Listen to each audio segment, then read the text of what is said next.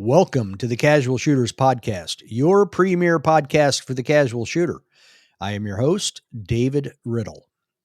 All right, so tonight is the second part of a three-part series, maybe four. Right now it's three, where we are talking with the different area director candidates. Last night it was Billy Harrington running for Area 6. Tonight we're going to talk with a gentleman who I have never met before until he just joined me virtually on the computer screen.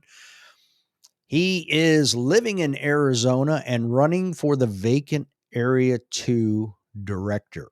If you would, join me in welcoming to the show, Mr. Tom Chesterman. How you doing, Tom? Very well indeed. Excellent. If you would take a moment and introduce yourself. All right, I'm Tom Chesterman. As I think you mentioned in the intro, I'm the interim Area 2 director, but I'm running now in the special election for Area 2. I live in Flagstaff, Arizona. I'm originally from California, although I made my way to Arizona through Alaska.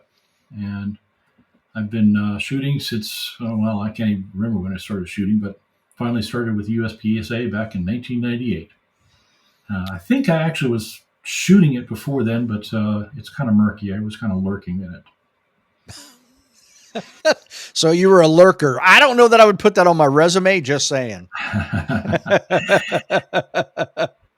Now, can you get any more polar opposite of weather from Alaska to Arizona? Well, it's interesting. I actually live in Flagstaff, Arizona, which is at 7,200 feet. Right. And so it's a very mountainous region. And it's, we get snow in the winter, but we get a little tiny bit of snow. And it manages to melt pretty much. It's a very polite snow. It melts by the next morning, usually. As opposed to Alaska, where it, whatever it snows, it will be there until May. And it will be dark the whole time. So it is very different in some ways and very similar in other ways. You guys don't even like daylight savings time. No, well, that's because we don't know how to change the clocks. We really are frustrated with that. Okay, well, now it's all coming clear. I get it now. Yeah, exactly. Makes sense. Okay. Well, Tom, this being a different format, typically I would give a guest icebreaker questions, but we're going to jump right into talking about your continued run as Area 2 director. You mean I wasted all night trying to come up with my favorite actor? Yeah. I mean, if you want to tell us, go ahead. I mean, I don't want to wreck if you come up with a bad one, I don't want to wreck your directorship. But it was Tom Selleck. I think he's a pretty safe choice. Oh, yeah. Okay. Magna P.I., although I never understood why he tucked in the Hawaiian shirts. And moving on to Quigley Down Under, which is a shot that I have tried myself, and I can't do it. That's an underrated movie. I think it is. It's got all the classic elements of a Western with a little bit of a twist and set in a different place it still manages to get a little bit of a social overtone to it and justice in the American way and all that sort of thing. So yeah, I like it a lot. What was it? What was the line? It was something like, I said I didn't like pistols. I didn't say I couldn't use them. I never had much use for them. There you go. That's what it was. Yeah. Yep, exactly. Classic line. Okay. I'm going to hit you with a hard question right up front. Okay. Okay. And Ian, like you, is not getting any advance notice of any of the questions. So I'm going to hit him with the same question that I'm asking you right now. Okay. Now you said you're the interim director right now. You guys are running for a position that the last two directors who were in there were somewhat polarizing. Mm-hmm. And I'm not saying either one was good or either one was bad. I think they all have their pluses and minuses. But people tended to love them or hate them. Mm-hmm. Now, that creates a hot seat just because of the dynamics that it's created. What makes you want to be in that seat? Well, I actually both of them have good points and bad points. I'll kind of go Agree. backwards here. John Burt had some really, really good points around governance. Yeah, as he was talking about it, I educated myself, and yeah, I think that there was some definite improvements that needed to be made and still need to be made in the USPSA organization and around the board functioning, about transparency, about accountability, and about standards, which were not always present in some of the, or at least they weren't understood by the membership as they were, why the decisions were being made, etc. Or maybe they were misunderstood. So I agreed with him on many of those things, and that's actually one of the reasons why I volunteered to be on the bylaws committee was that bylaws are something I know a lot about. I knew that the USPSA bylaws needed to be improved, and so I volunteered as just a member to help rewrite those. And I think we did a pretty good job. We got a set early on that was functionally good, but not yet compliant with Delaware law in the way it should be. We've now had it gone back and forth to the lawyers, and I think we've got another set of bylaws that will really improve how we function as an organization. And so I agreed with John on that. What I didn't agree with was his approach to change, which was, I think, more destructive than disruptive. Going to Washington to sue the organization to be disbanded was something I told him. He and I had the discussion. I said, I don't agree with that. The place to do this is Delaware. There is a set way to handle these sorts of dispute under Delaware law at the Chancery, and I, told him that that's where we have to agree to part ways. Is that I agree with his intent, but I don't agree with the method. Leighton, I've known Leighton off and on. We've shot together before. I think what Leighton brought to the table was a real passion for the organization, but I don't know that he always had the kind of communication skills and the ability to connect, not just to the. Let me put it a different way. A director really needs to communicate the vision of and the intent of their constituency to the board, and then be able to communicate back to the membership why the board made the decision that they did. I don't think Leighton did that particularly well, but it's he had the passion. I also think that he had some personality issues with some people that unfortunately became public. That's something else that I don't think as a director you should engage in, you know, animosity. I think you are somewhat a servant to the organization, and it was also an issue I had with Mike Foley back in the day. He wasn't necessarily the most diplomatic of persons. So what I thought I could bring to the table was I have a lot of experience with both managing on the board of directors level uh, for professional organizations, but also for volunteer organizations. And I think I know how to create that connection between membership and the organization and to find ways to uh, find solutions that work for both. So, maybe a long answer to your question, but I believe that both of them had good points, and I want to continue with the good points that they had. I want to continue with the passion. I want to continue with the improvement. But they had some negative points too that I hope I can avoid. Okay. A little on the long side, but I think you needed it to explain your answer. So I think that was good. Now I saw in your bio, or maybe it was a Q&A, either one on the USPSA website. I saw that you said you have also served, in addition to being a board member, which we'll get to, of other organizations. You also served as general counsel or head of legal services in the past. Are you a lawyer? I am not. I am not. No, I. I was the general counsel of a Swedish corporation, which does not require you to be a member of the bar. Uh, you end up spending most of your time supervising lawyers. That's the case in another organization I was with as well, where basically the legal department reported to me. And so, no, but I'm not a lawyer. Okay.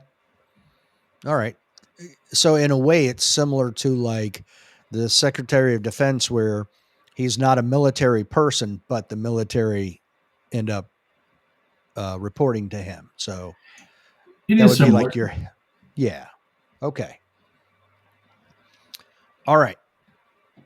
So you had a quote. So some of this stuff I like typed out so I could read your quote and then ask you the question.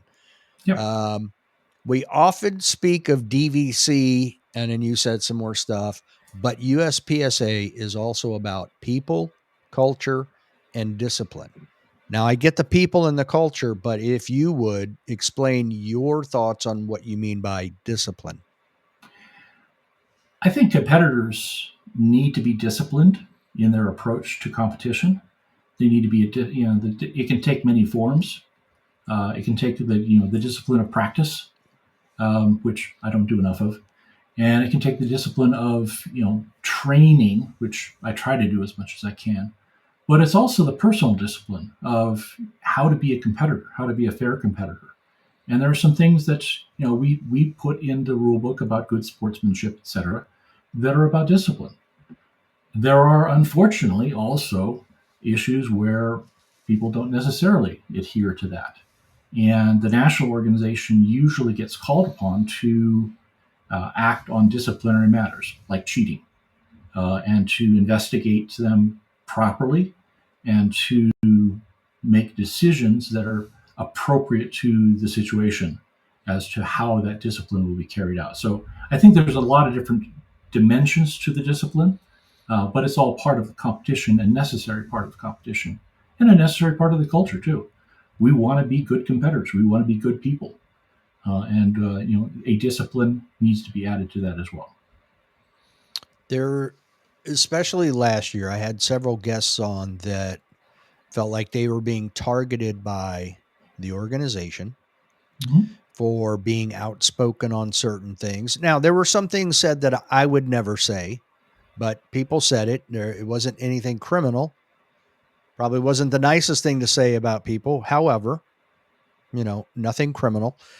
Um, what are your thoughts on a code of conduct with the whole discipline topic here? Because I know that is a point of contention with a lot of members concerned that I'm not saying the current makeup of this board, but let's just say 5 years down the road, the makeup of that board is completely different. And then being able to weaponize a code of conduct against members. Yeah, it's a really good point because I think some decisions were made before there was a code of conduct, and they were made based on some sort of assumed code of conduct. And people were critical about that, and rightfully so. I think if you're going to have an implied code of conduct, you need to have an explicit one.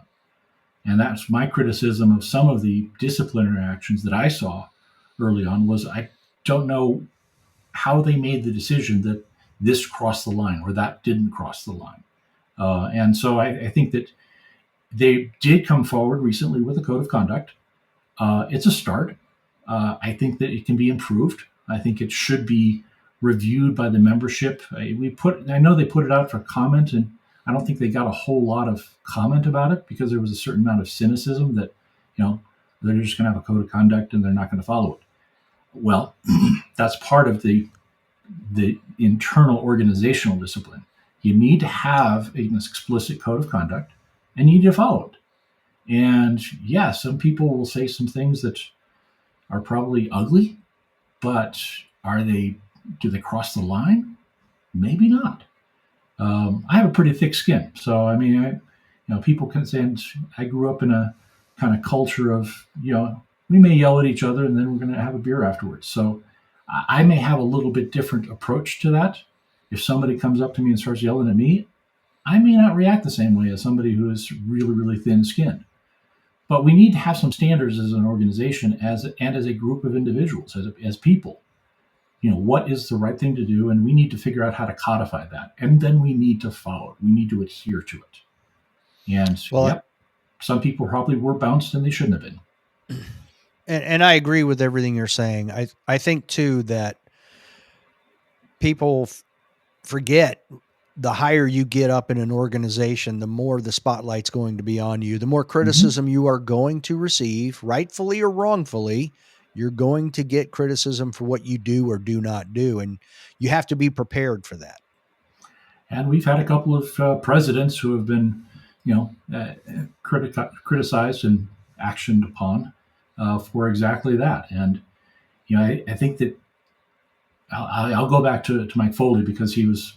I really like Mike, but everybody knew Mike before he became president, and he didn't change his behavior necessarily when he became president. And just to your point, you have to. The higher you get in Yeah. the organization, the more there are expectations. There are different expectations for, me as a director, if than there was as me as a match director, or me as a 100%. competitor. Yep. And so, yeah, you do need to recognize that as individuals, and that probably needs to be written into the code of conduct as well. Yeah, probably not a bad idea. All right. How do you feel your background as a chief financial officer helps you in the role of director for Area 2 and within the organization? A chief financial officer in a public company is a bit different than most people think as to what a CFO does. A CFO is about controls, it's about planning, it's about rules, it's about how to implement policy in a way that furthers the organization's good. But it's also about being an advocate for projects that need decisions. So, when something's coming forward to the board of directors as a, a proposal, a CFO is the one who has to provide the relatively independent and dispassionate view of what will be the impact. In politics, I know in California, it used to be called the legislative analyst, somebody who can put forth, this is what is likely to happen, these are the impacts, these are the implications. That's what CFOs do a lot of. And as such, you've got to have really, really good listening skills and analytical skills to hear and to think about what will happen if we do this. I mean, what will happen, for example, to limited 10 if you allow optics? There was a lot of discussion about it. What will be the impact? Will revolver shooters shoot it? Are they going to put it on 1911s? What's going to happen to this? You have to go through all of those scenarios and analyze them as factually as possible, but also bringing into it the insights of the people that will be affected by it. And I think that's what CFOs do a lot of. That is, frankly, been missing in some of the Area 2 leadership previously, and the directors as a whole. Now, the other thing that CFOs do is we spend a lot of time on regulations, rules. What are the right rules? How do we implement them? What was the intent of the rule? And what should be the implementation of the rule and we're the kind of the referees of the corporation. Now, you mentioned intention or intent of a rule. When you were on the bylaw committee, did you guys ever look at the history and tradition of the sport before creating new bylaws or changing bylaws to determine what the intent was of those already in place or maybe had been changed earlier? Mm-hmm. Yeah, we did, and I did in particular, because that's my approach. But yeah, it came up often in conversation. Um, One of the examples, for example, was the uninterrupted service of 3 years before you can be considered go for a directorship.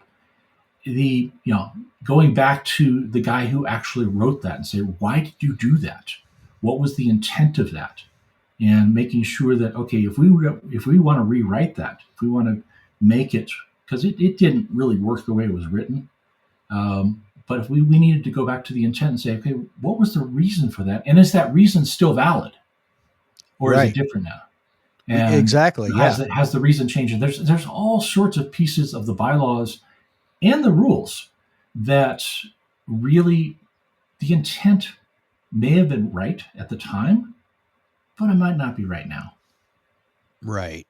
Or the intent might have been correct at the time, but the method didn't quite work, like you said, didn't quite work the way they wanted it to. So maybe for that reason it needs to be changed. But okay, that's good to hear, because I used it last night when I talked to Billy, and I'll say it here tonight, is, I just learned within the last year from people who have been around the sport for 3 decades and more that GM was never meant to be a permanent title, classification. So I'm like, because I've been like, we need something, in my opinion, this is just Dave talking here for a moment, that we need something to designate those people who are the top 0.1% of GMs who have won national titles, because you may have 1,000 GMs, but only 20 of them have won a national championship. So why are they all GMs? Why don't we have something different? And that's when I found out, when I was talking to these other individuals who have been around way longer than me, were like, well, it was never meant to be permanent. It was supposed to be transient. Like, if you win a national championship, you've achieved being a GM. And, as you falter, then you're no longer a GM. You stay a master. So they also explained why it ended up being permanent, but I kind of feel like sometimes that stuff is lost in translation, or as you said, through lack of communication to individuals, explaining, here's the history behind this. This is why it changed before. This is what we're looking to do to change to something different in the future. Yeah, other sports deal with it differently. I happened to tune into the Tour de France, the last Tour de France.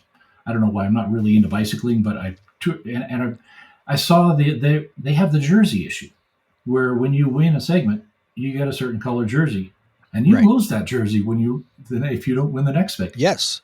And so that's kind of that sort of mechanism to say, okay, who's the top right now?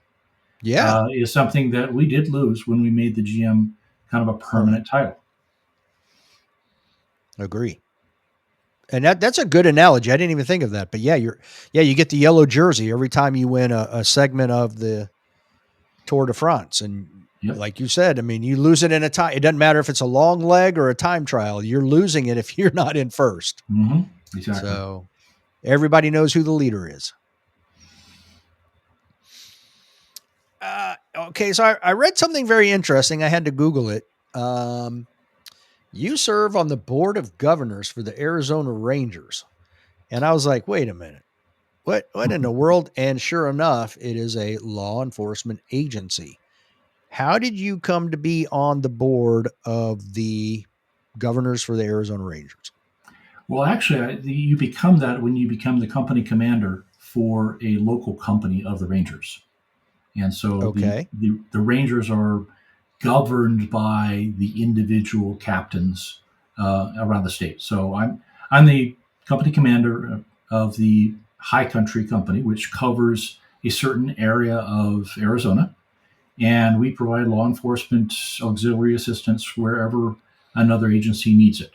So if the sheriff's department needs extra help, or it's kind of like a posse, but on a statewide basis.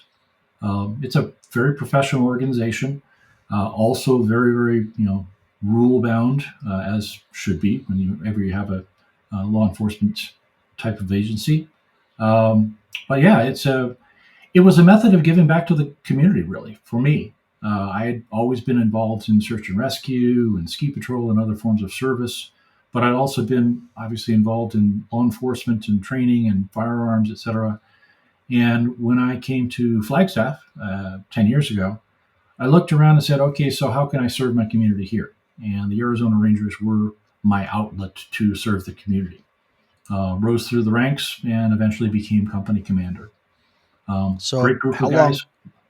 how long have you been company commander?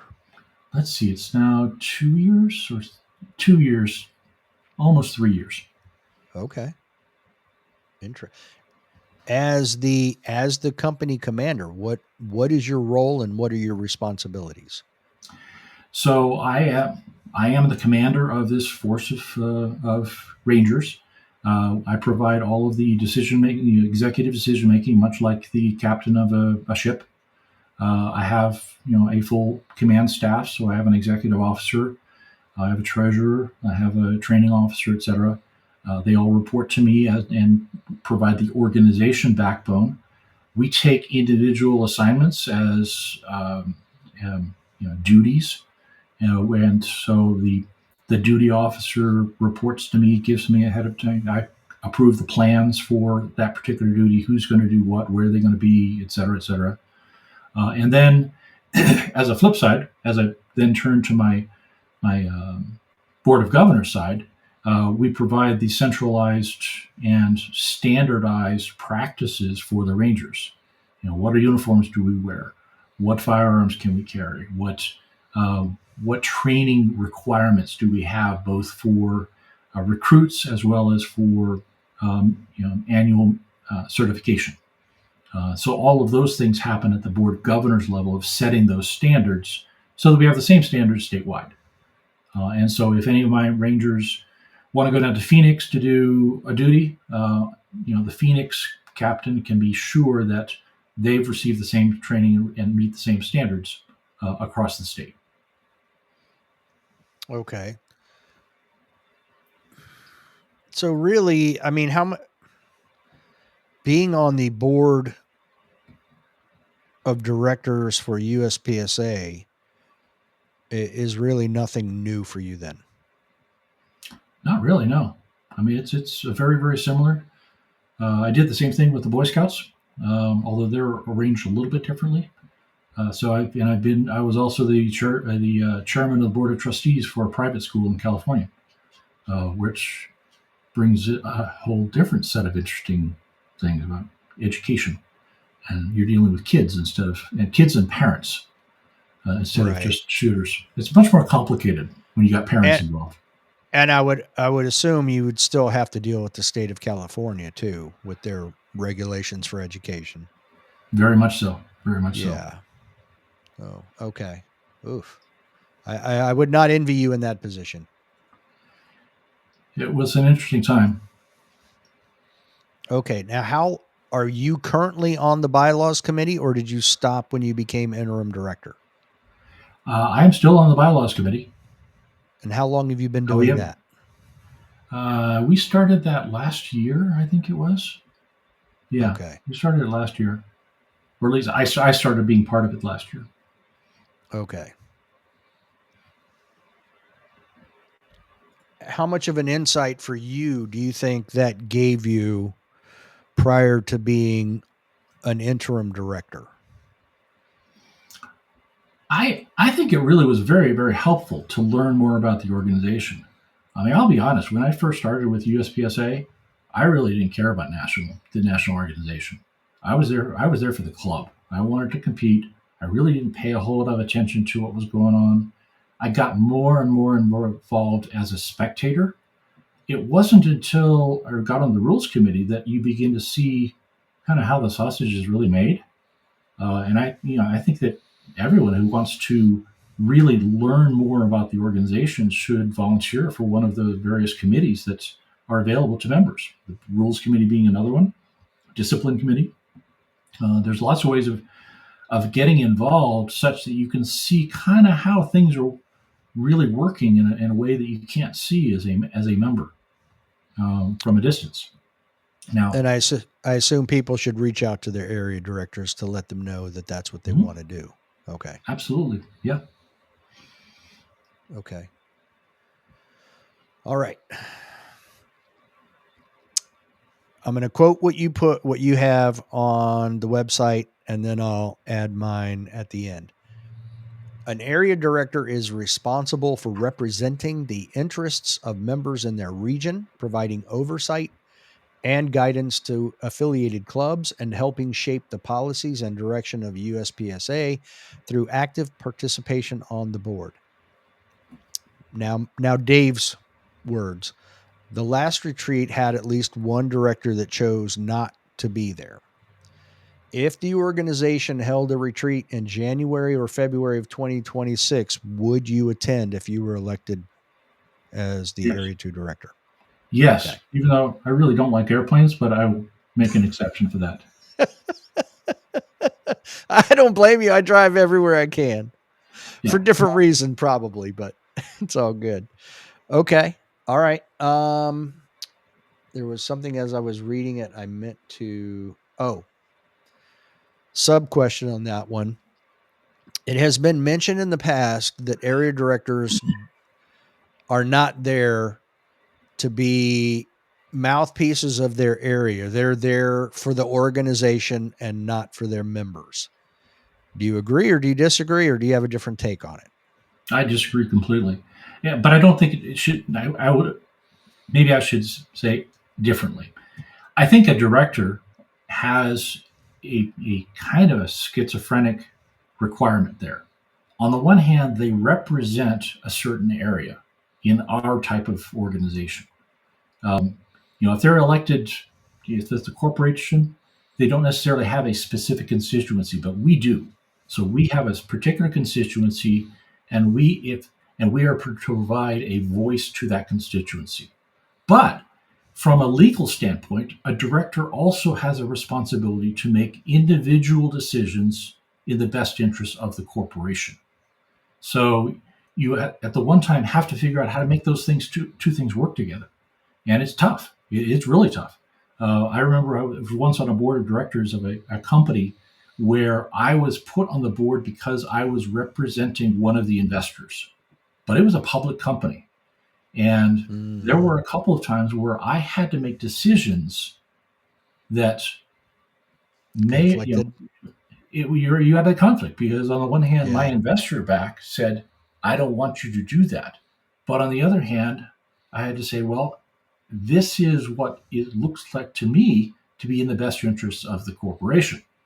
And we had some interesting conversations, my sponsors, if you want to call them, and I, because I'd have to convince them that it was the right decision because I couldn't necessarily I couldn't vote on something that was not in the best interest of the organization. So again, you have to be very, very good at listening to what your constituency is saying, formulating that in a way that puts it forward to the board for discussion and deliberation, making a decision that you then can explain to the membership as to this is why we made the decision. It may not be exactly what you wanted, but it's probably what you needed, and this is why. Okay. I like that answer, and I like because I agree with you. But in what way? Because I do believe in, and I've also said this in the past that I feel the organization hasn't necessarily always made the wrong decisions. They just haven't communicated well as to why they made the decisions that they did. Mm-hmm. How do you plan on, let's say you make a decision that 60% of area 2 wanted the other vote. They wanted you to vote yes, you voted no. How are you going to go about explaining to the members of area 2 why you did what you did? Well, it depends on the decision being made. It's very difficult to generalize that, but to say, if 60% of them are telling me they want a different decision, there's got to be a reason why, and I better understand that. And understanding that, I better be able to explain why I don't think that's the right thing to do. To some extent, you probably should be doing it before you take the vote. An issue that's strongly enough held, you need to understand. Okay, so why are you against this particular motion, this issue. And I think that part of that discussion is how you then explain. If you had that discussion appropriately and comprehensively, that tells you how to explain the decision that was ultimately made. Okay. At least I've never come across a situation that didn't work out that way. All right. Now, you actually answered two of my questions in one on that one, so that was cheating, okay. But you got it. All right. I want to talk about the top 3 challenges that you had in the Q&A.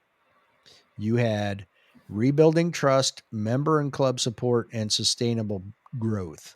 On rebuilding trust, you mentioned past governance issues, which you've stated here tonight, open communication, transparent decision making. And as I told Billy last night, I hate that word transparent because it seems like it's overused. You know what I mean? Not by you, but just in general. And we hear so many politicians say it, and we know they're lying through their teeth.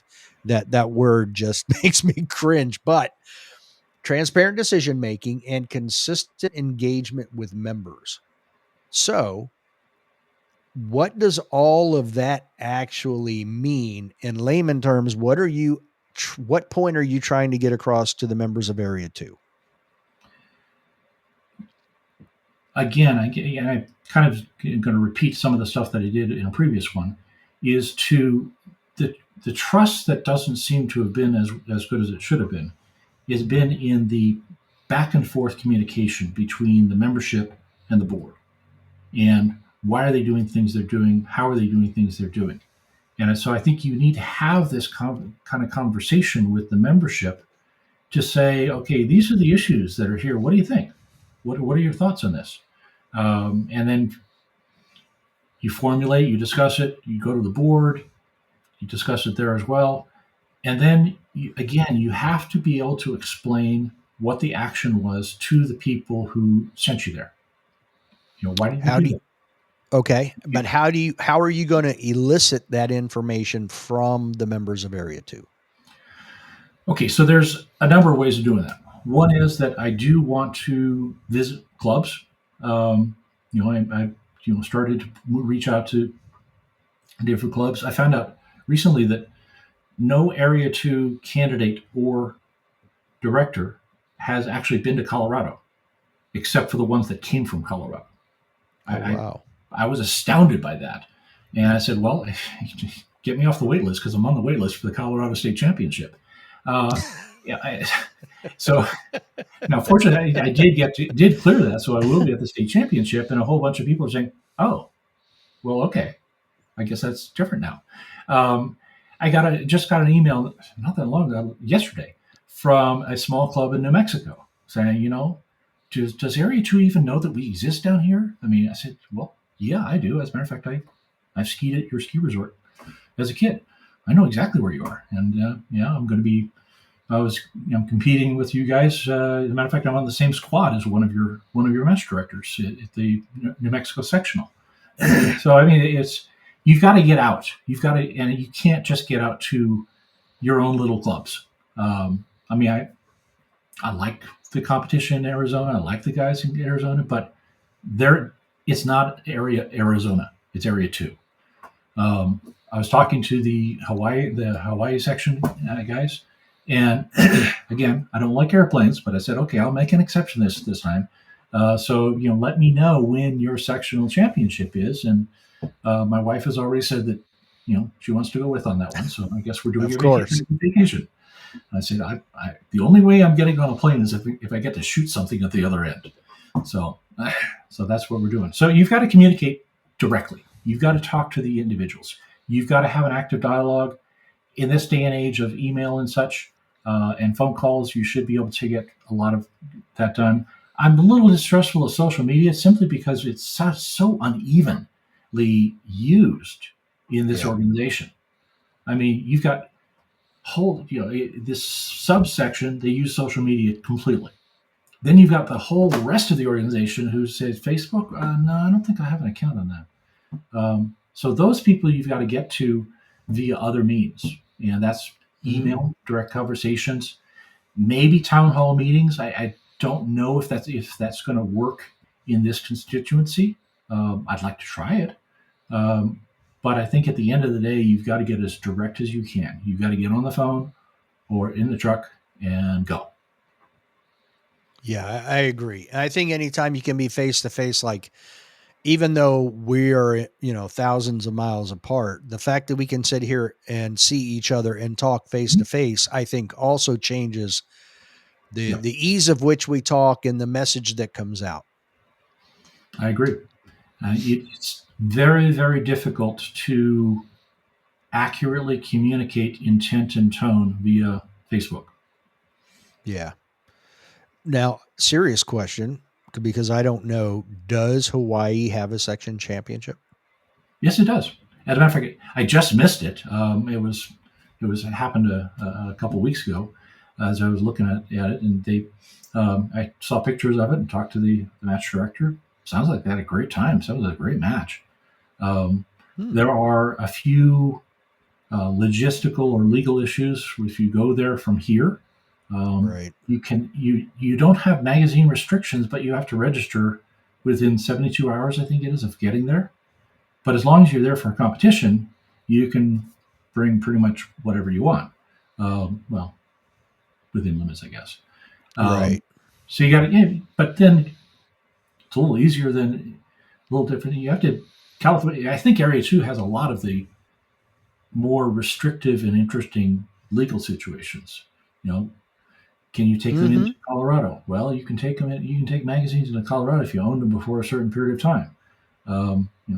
California's got even different rules, so you just have to be aware of them. But there are we have a thriving sport in even these restrictive areas, which really tells you Pretty. something about people I mean, getting dedicated. California's got crazy laws. Hawaii has crazy laws. Colorado has crazy laws. New Mexico has a governor that doesn't like guns at all. You guys might be the most normal of the state in area two. Yeah, it's a possibility. I guess I question the use of normal with some of our politicians too, but at least they're not as abnormal. We'll Right. put it that They're way. not as wacko. Yeah, I don't think our governor likes guns either. Yeah. I probably not based on their political leaning. Member and club support.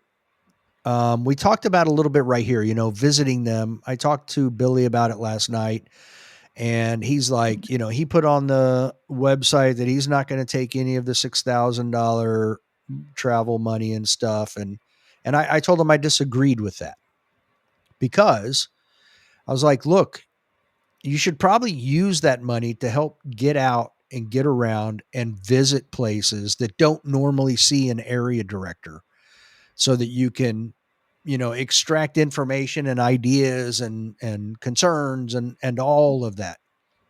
um but as you said, most people are what you described before you started doing the bylaw committee and all that. They're Hmm. casual shooters. Right. They're the guys who they go to their local matches. They might shoot a state or a sectional in their area, but they're not doing a whole lot more. And that's the vast majority of Hmm. our members. Agreed. How, and you mentioned member and club support. How do you get those guys more involved? Well, it's a resource issue and resource and information. I'll give you an example. I have on my shelf somewhere a club management handbook from like 20 years ago that USPSA put out. And it had all sorts of information about how you should start a club. We have a new and just released version of that I haven't even had a chance to take a whole examine very closely about how to manage a club. I think that sort of thing is exactly what you can need. I know that when I came to Flagstaff, we had basically no organization. We had no shooters. There was an IDPA group that kind of shot every now and then. And I turned to USPSA and said, So what can you do to help me? Well, there weren't a whole lot of things they could do, and that's wrong. I mean, I needed some help. I needed some information. We wanted to start Steel Challenge because we had never had a Steel Challenge group here in Flagstaff, and so I said, well, is there some kind of mechanisms that I can borrow from USPSA some steel or some layouts and things like that? And there was a little bit of, yeah, that's a really good idea, but at the end of the day, we had to end up doing everything ourselves. I would like to change that. I would like to provide this. For example, this small club in New Mexico says, we're trying to grow. Well, tell me what you need. Tell me. Let me see if we can help you grow, because that's where the organization's future is in growing these clubs in places that don't have big clubs. I mean, don't get me wrong. Rio Salado is a fantastic club or clubs. Richmond Rod and Gun Club are fantastic, but you can't get a new shooter into there to save their life. Can't do it. Right. The waiting lists are too there. So they're going to have to find smaller clubs that are trying to grow. And that's where if we want to grow as an organization, those are the clubs we need to help grow. Because, frankly, I don't think Rio really needs a whole lot of help from National. They pretty much got everything wired themselves. But that little club in New Mexico does, and Flagstaff did. Maybe Sholo will too. And there's a couple smaller clubs in the desert section of California. They're not very big; they're very small. And first time I asked them, I was out there about a month ago, and I said, "So what can we do to help you?" And they said, "Well, nothing. Just stay away." I said, "Really? Oh, come on. What can we do?" No, we don't believe you're going to help us. Well, eventually got the discussion going, and they got over their kind of, we're desert people, we're different, and hopefully we can, I said, yeah, I have a desert here too. We have a desert in Arizona, really, honest. So, I think that's the kind of thing, that's the outreach, the club, helping the clubs grow, helping the membership grow in a positive fashion. Okay. All right. That goes right into the next part, which is sustainable growth. Mm-hmm. But I want you specifically said not just numbers, but in quality. Now, Mm-hmm. they just made an announcement not too long ago that we just crossed over the 40,000 member threshold. However, Mm-hmm. I personally don't think that's very accurate because there are a lot of people included that haven't shot a match in years. Mm-hmm. So the active number is somewhere between 20 and 24. And I feel like that's the number we should be focusing on is active, Mm-hmm. getting those people more involved and stuff. I mean, even if you look at the voting for the areas, not a lot of people vote. And I think that's a reflection of how many people are actually involved in the sport. Yep. Now, so what are your thoughts on getting those people to become more involved? And what do you mean by quality? So I think you're absolutely correct. The accurate number of active of members are how many people are shooting matches, and not how many people are paying the annual dues.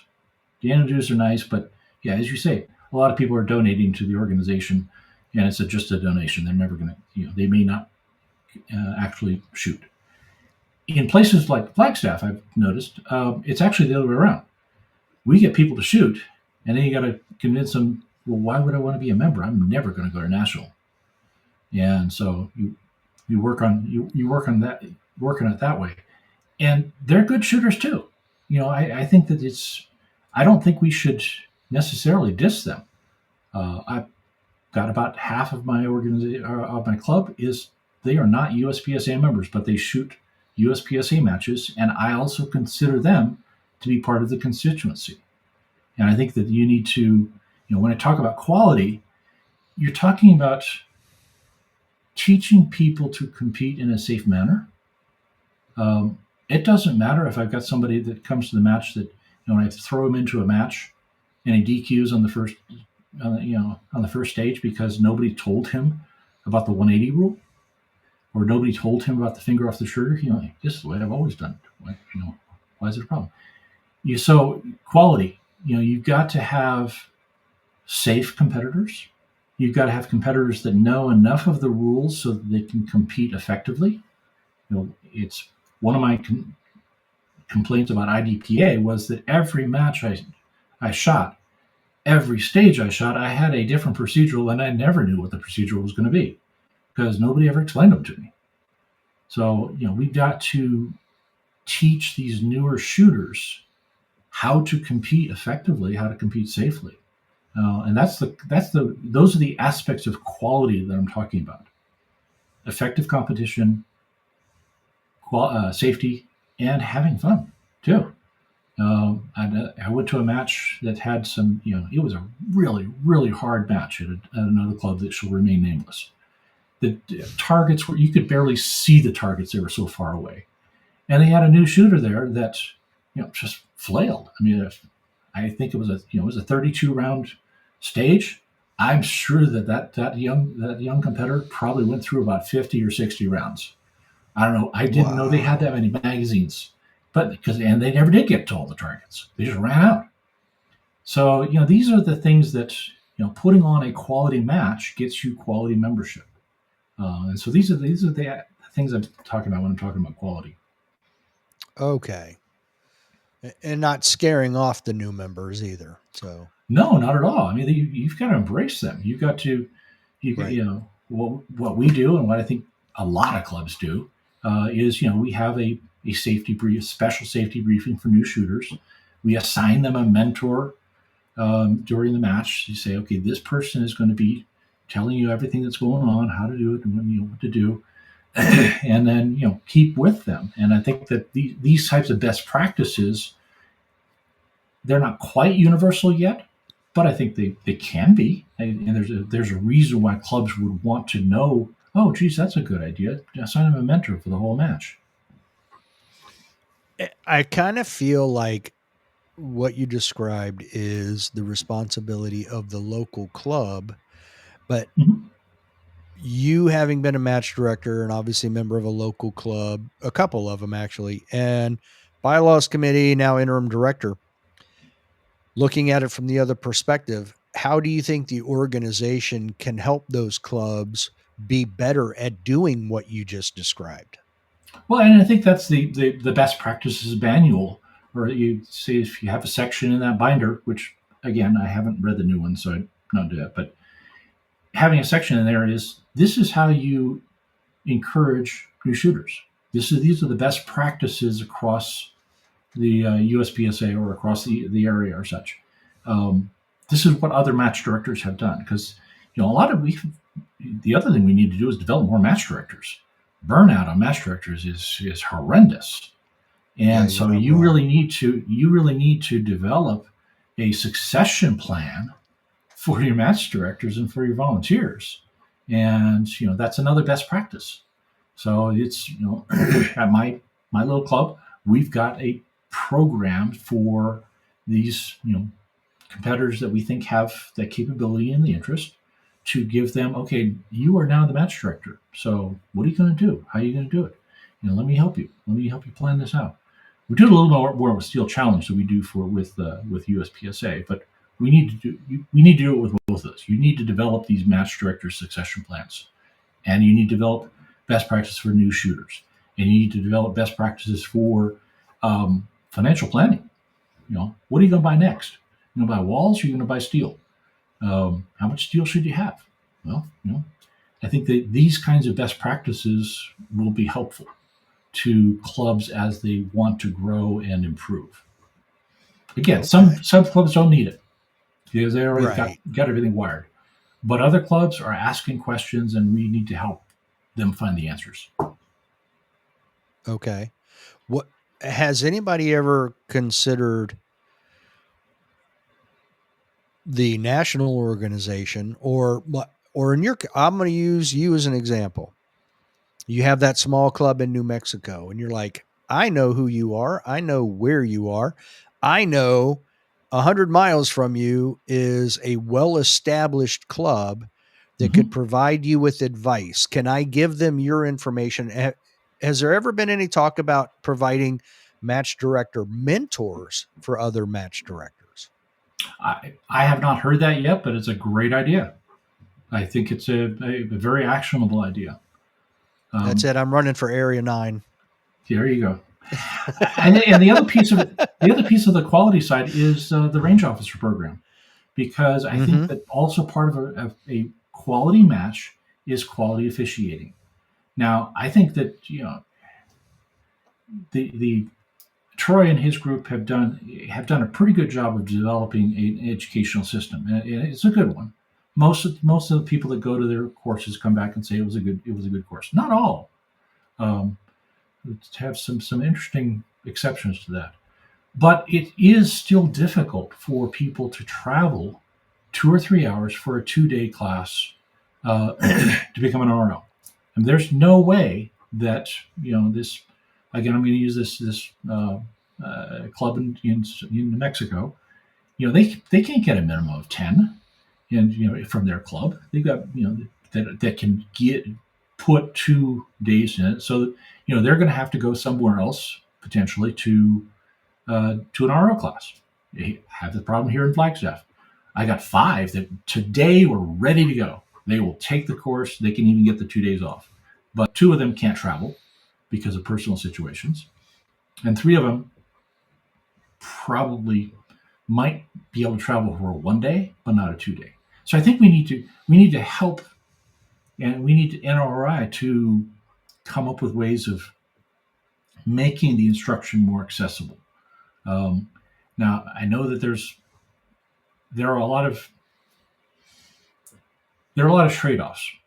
The in-person instruction is really valuable. It's really, Mm-hmm. really an essential part. We've got to think creatively with NROI as to how to maintain that quality, but with some kind of virtual instruction. And with this type of technology that we're using right now, I gotta believe there's a way of doing it. I'm not 100%. tech Yes. savvy enough to know, but if you and I can have a nearly in-person conversation, can't we get that into the instruction program, the RO instruction program, or develop an RO light program where they get certain they do certain things, and then the education is part of it. I hand to these people that I hand them their own copy of the rule book and say, okay, we're going to start working on this right now because you can't wait for a 2 day program to come 6 months from now. I want to get you involved. I want to get you enthusiastic about it now. And so we need to figure out ways of making the RO program more accessible and more pervasive, because it is once you get them as an RO, man, you have got them hooked for life. They will be a USPSA active member because now they actually understand the sport in a Right. way you can't. Right. Absolutely. And again, you get them, they're just more involved. So now they're more Mhm. invested in the sport. It's not Mhm. just equipment. Now it's everything else as well. Yep. And you also probably get an improved rule set because some of the newer members are saying, well, why is this rule in here? And so, well, I don't know. That's a really, really good question. Let's go find out. And I think that like the thigh strap thing. Why is the thigh strap thing still in there? I know what the intent was back in the day, but why do we still have that? We should take it out, get it wrong. And this Right. the new shooter. It was the new shooter that showed up and said, "What do you mean I can't use my thigh strap? I always use my thigh strap." So Yes. anyway, And it's kind of like the whole um, concealed thing too, took a little while, but but it sounds to me like you are open to change. absolutely, we have to change or die. I mean, Okay. the rules have to change, the bylaws have to change, the methods of communications are changing whether we like it or not. Yeah, It's all about, but it has to be managed change. It has to be change with a vision. Where do we want to go? What do we want to accomplish as an organization? And you need to keep that in mind too. If tonight Jim Boone called you up and said, Tom, or Dan Click, now and we'll just say Dan, Jim, and Alan all called you. They're all on a conference call and they're like, Tom, you have one rule or one bylaw you can change tonight and it will be law tomorrow. What is it? That's harder than your favorite actor. Yeah, that is. You didn't give me a whole lot of time to start thinking about that. I don't know what that would be. I think that there are a couple of rules that we put into the bylaws, but they're already in process, so I don't need to change them. In terms of the rules, I guess maybe this is a very small one and very personal, but I have now moved my revolver in I-Corps. I now, I and a couple of other people now shoot a revolver with optics. Yeah, we can shoot them in L10, but I kind of would like a revolver optic option. But I don't know that we have enough revolver shooters total to maintain two different revolver divisions, but I'd be one of them. So that might be my personal rule change there. Okay. There's been no, I've been tracking the numbers for all the divisions in major matches, number of competitors shooting the different divisions at major matches. And limited 10 has been literally like, at times it's not even above water. It's literally drowning. What are your thoughts on limited 10? Even the optics isn't moving the dial. Well, I happen to be moving into L10. I might be the next L10 at nationals. I am shooting at Colorado State. I think I'm going to switch to L10 and shoot my optic revolver in it, just because there's nobody else in L10. Yeah, L10 is on life support. There's no question about it. Adding the optics option to it, now are enough of the manufacturers going to come up with red dot equipped 1911s? Maybe, but it may be time to think about when do you retire a division. You're right. There's just no signups. I looked at the two level 2 matches I'm going to this month. There are no L10 competitors, none. Right. There's only 5 revolver in New Mexico, and I think there's no revolver in Colorado either. When I went to a California match, I shot L10, and I was the only L10 there. So yeah, it's hurting, and I'm not sure adding the optics is going to ultimately help it survive. I don't think anybody wants to shoot low cap if they don't have to. And when you have limited optics where you can, run 24 rounds with an optic, and, I don't know why anybody would. I'm sure there are some, but like you said, maybe a 1911 with an optic on it, but it's few and far between. And I don't even. I shot one recently. Yeah, I don't have anything against them. I almost feel like what they did this year for nationals is about the way it should be. If you want to shoot, or if you want to have a limited 10 division, that's fine. You don't necessarily have to get rid of it, but it just won't be recognized at national level matches. Yeah. And since we don't have enough depth in any of the matches at that might be the way to go. Now we actually had more time than I was thinking we would have. You answered the questions too well, by the way, for me to really grill you on anything. So you kind of like crossed your T's and dotted your I's pretty good there. I was like, man, this guy's very thorough here. I'm going to throw out something that Billy and I talked about yesterday, and I'm going to pose it to you because he mentioned juniors and ladies shooters. Mm-hmm. And I said, I know that the organization mentioned or announced a few months back that there is some type of relationship with the NSSF, the National Shooting Sports Foundation. I don't know if there's any relationship with SASP, the Scholastic Action Shooter, or, for juniors, that shooting program. But I feel like we don't do enough with NSSF. They're a huge organization. I mean, they're the ones who put on SHOT Show every year, which is Mm-hmm. massive.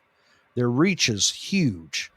And I know, like, I talked to Morgan Leonhardt at Area 5, and she flew to SASP, which is at Cardinal, to work with those kids. But I feel like we're missing a component here with dealing with these other large organizations. Now you've done a lot with different organizations throughout your adult career. What are your thoughts on trying to cultivate relationships with some of these other bigger organizations? I think that's, this certainly is another way of growing. And another way of growing in a positive way is to align yourself with larger organizations that bring you in contact with a different constituency. Yeah, I think that's a great idea. On the junior side, you mentioned juniors. This came up in a conversation at one of my matches that I was visiting another club at, and that was why don't we have discounts for junior members?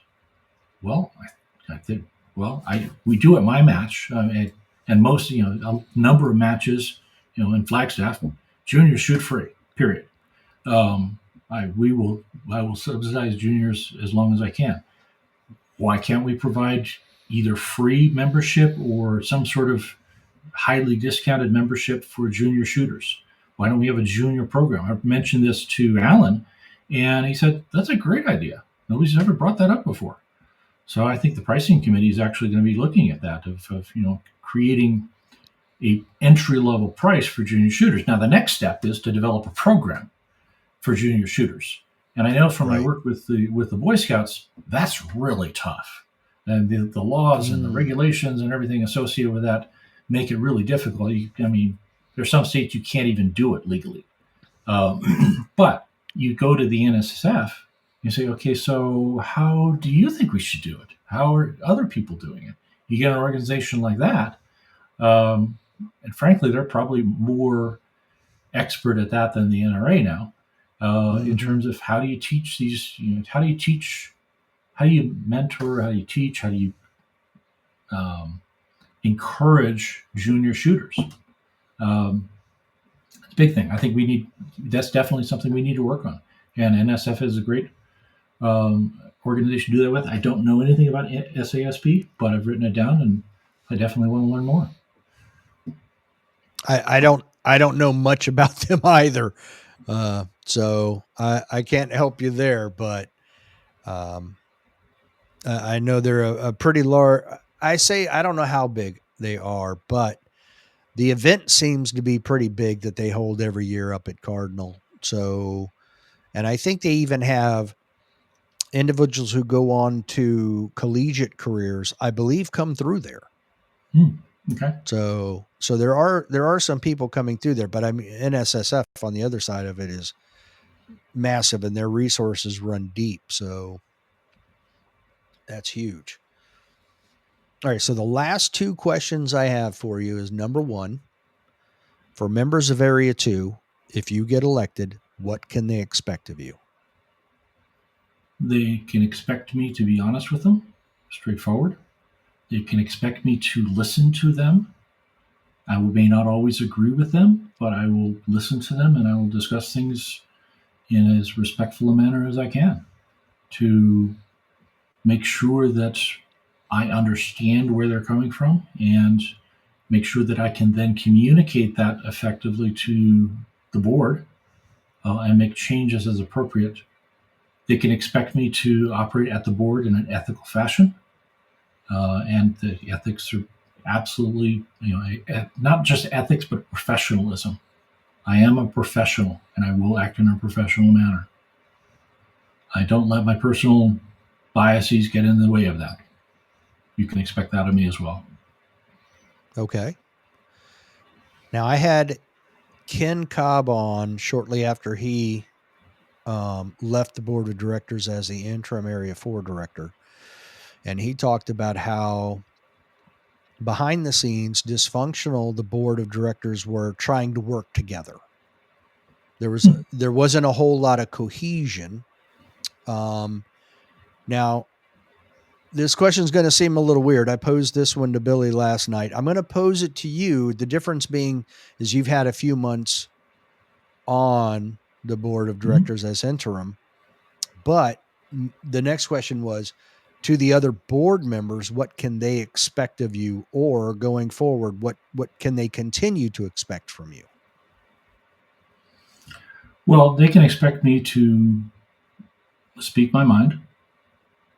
They can expect me to challenge, challenge things that I don't necessarily understand or maybe agree with. Um, they can expect me to. They can expect me to require them to rise to the same level of professionalism I expect of myself. Um, I haven't seen dysfunction as much as I've seen lack of focus, um, and I think that that's improving as we get along. I think that we've got some change coming to the board, and it's once we get kind of the new board set, I think that we can then work together a little bit better. But yeah, they can expect me to hold them to the same standard I hold myself, and they can expect me to speak my mind and try to find solutions. I am the solution finder. That's what my approach is to these. Is all right. You got these two choices. Well, what if there's a third? And that's what I'm going to be trying to do at the board level, is find different solutions that may satisfy a larger group of people. All right. Well, Tom, that's all the questions I had that I wanted to ask you. Was there anything we did not talk about that you want to talk about before we go? I do. I want to tell you a story, and it's about one of the reasons why I'm so passionate about this organization and about the people in it. 4 years ago, I developed a neuromuscular disease that basically paralyzed me from the belly button down. Couldn't walk, couldn't, and modern medicine didn't have much for me. Physical therapy did, acupuncture, a couple other things, but what really helped me was the incredible positive energy I got from my friends and family, and particularly in the shooting community. My club members, did everything they could to make it possible for me to continue shooting while I rehabilitated. I mean, they would allowed me to they'd carry me out if I needed to. We were talking about getting an ATV to and shoot from the ATV because wheelchairs don't work at our range. And every match they were there pushing me, supporting me, and making sure that I would succeed. And I did. I'm now walking around. I'm still really slow and I look kind of like a weeble wobble. But it was that group, the shooting group, and it wasn't just my club. I went down to the Arizona Classic, and I had the same thing at that level 2 match, where the same group, everybody was there to help me succeed. And I realized that it's not unique to me. You go to a match, everybody there, it seems, wants you to succeed. Whether you're a new shooter, you're disabled, you're whatever, or even just, having a rough day. This is what our group of people does. We support each other in a way that I've not seen in any other organization or any other sport. And that's one of the reasons why I am so passionate about wanting to make sure that we make this the best organization we can. Okay. Well, I'm glad to hear that you've recovered mostly, and hopefully you continue to or getting back your strength there? Every day in every way. Well, Tom, I want to thank you for coming on, and I'm hoping that there will be some people out there that listen to the interviews and then make their decision based on what they hear you guys talk about. Great. Well, I certainly appreciate the opportunity, and I hope this isn't the last time we have an opportunity to talk. Oh, I hope not as well. All Again, right. thanks Thank for you. coming on.